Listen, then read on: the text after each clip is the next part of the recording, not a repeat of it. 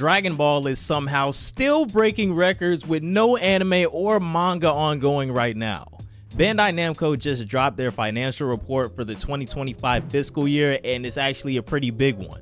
When we're talking about the performance of their biggest anime franchises, Dragon Ball, Mobile Suit Gundam, and One Piece, we already know it's some serious money involved, but Dragon Ball keeps coming out on top. So here's the headline. Dragon Ball is officially back on top after losing its #1 spot to Gundam in 2024, ending a 6-year streak. Fellas, we showed up and showed out thanks to enormous releases in the form of Dragon Ball Daima, Dragon Ball Sparking Zero, and even a brief return of the Dragon Ball Super manga in February. The franchise pulled in a record-breaking 190.6 billion yen. That is the highest annual revenue any Bandai Namco IP has ever made, the first one to break 190 billion, ever.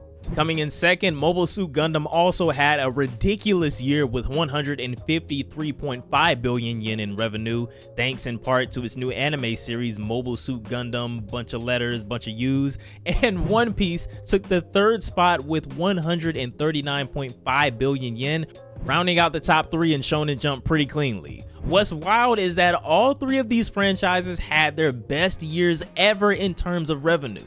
Both Dragon Ball and Gundam cracked the 150 billion yen mark, which is a huge milestone for Bandai Namco in itself, so all of this, no matter the order, is impressive.